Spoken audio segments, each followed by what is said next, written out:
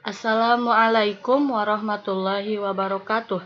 Saya Sofia Oktavia Ahmadiani dari kelas 1 BKIA akan menyampaikan materi metodologi studi Islam tentang konsep nubuwah dan risalah dalam Islam dan peran penting Nabi dan Rasul dalam memahami dan mempraktikkan ajaran Islam.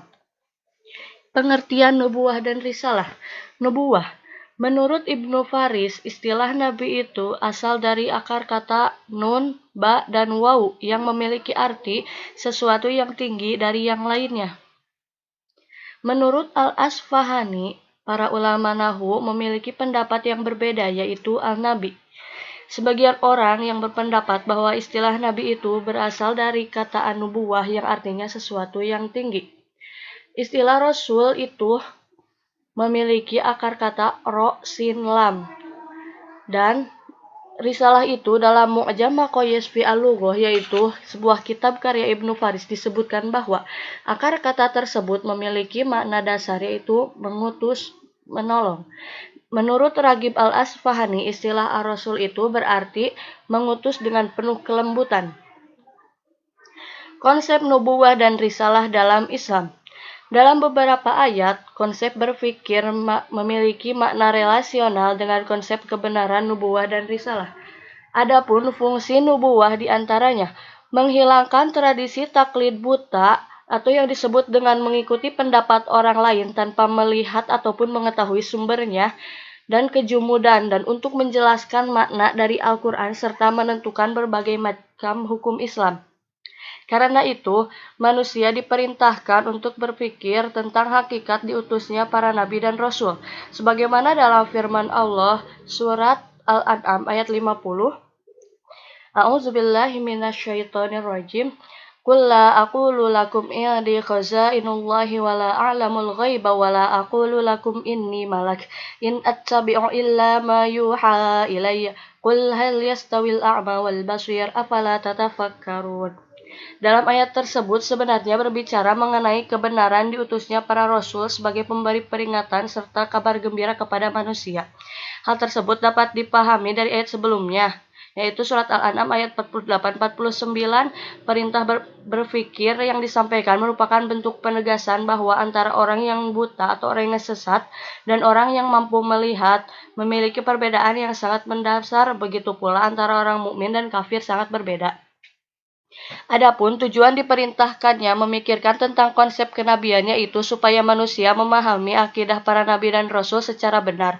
Kemudian harus dirujuk dengan kisah-kisah nabi terdahulu supaya dapat mengambil pelajaran baik yang bersifat positif maupun negatif dengan memikirkan berbagai macam latar belakang kejadian-kejadian yang pernah dialami oleh para rasul tersebut. Dalam perjalanan sejarah kenabiannya, para nabi selalu menghadapi berbagai macam golongan umatnya. Yang pertama, mereka yang percaya iman ataupun membenarkan kenabian yang disebut tasdik. Yang kedua, mereka yang ingkar terhadap kebenaran yang dibawa oleh para nabi tersebut. Bahkan, tidak jarang orang menganggap para nabi adalah orang-orang yang tidak waras. Mereka itulah orang-orang kafir dan musyrik yang telah ditetapkan ancaman neraka bagi mereka pada hari akhir nanti sebagai balasan pengingkaran terhadap kebenaran kenabian. Konsep nubuwah dan risalah dalam Islam memiliki kedudukan yang istimewa. Keistimewaan tersebut dapat dilihat dalam Quran Surat Yusuf ayat 111 yang menjelaskan bahwa pada sejarah kehidupan para nabi yang diberitakan dalam Al-Quran terkandung pelajaran yang berharga bagi orang-orang yang menggunakan akalnya. Artinya, pelajaran yang terkandung dalam kisah para nabi dan rasul hakikatnya adalah untuk dipahami nilai-nilai yang terdapat dalam kehidupan para nabi dan rasul. Memahami nilai dari sejarah tentu tidak dapat dipahami hanya dengan membaca kisahnya, akan tetapi perlu ilmu pengetahuan dan kesadaran yang benar untuk mengaitkan antara kisah pada masa terdahulu dengan kehidupan saat ini. Para nabi Allah Subhanahu wa Ta'ala merupakan manusia yang memiliki sifat tawakal yang sangat tinggi. Mereka juga memiliki akhlak yang sangat mulia, keberanian yang tinggi, iman yang kuat, kemuliaan yang melebihi manusia biasa, serta ketakwaannya yang kuat kepada Allah Subhanahu wa Ta'ala. Sifat-sifat mulia itulah yang dapat dipelajari dan dicontoh dari konsep kebenaran nubuwah, sehingga untuk menjadi manusia yang mulia ataupun yang biasa kita sebut dengan ulul albab, sudah seharusnya menerapkan sifat yang dicontohkan para nabi ke dalam kehidupan sehari-hari. Nah, kemudian peran penting nabi dan rasul dalam memahami dan mempraktikkan ajaran Islam. Kita contohkan terhadap adanya Nabi Muhammad SAW. Kehadiran figur Nabi Muhammad SAW membawa Islam melalui perwahyuan adalah tepat ruang dan pas waktu. Meskipun beliau lahir dalam keadaan yatim di gurun pasir, tumbuh kembang dalam keadaan miskin, menggembala kambing, jauh dari sentuhan budaya dan peradaban modern, tidak pernah mengenyam pendidikan formal, dikenal Nabi Al-Ummi, hidup dalam lingkungan terbelakang. Namun, kondisi itu tidak membawa dampak negatif sedikit pun terhadap pribadinya, integritas, dan keutuhan pribadinya. Bertebaran dalil-dalil Al-Quran dan hadis yang mengungkap peran sentral dan kedudukan beliau yang sangat mulia di tengah-tengah umatnya. Yang pertama yaitu bayan ataupun penjelas. Berdasarkan teks surat An-Nahl ayat 44, tanpa merujuk penafsirannya, kajian Al-Quran menjadi hampa, hanya opini yang mengandalkan rasionalitas belaka dan pendangkalan makna Al-Quran.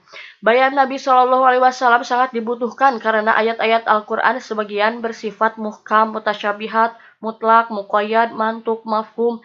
Isyarat tersebut itu menunjukkan bahwa memahami makna Al-Quran tidak cukup dengan terjemah, tetapi harus memahami bahasa Al-Quran.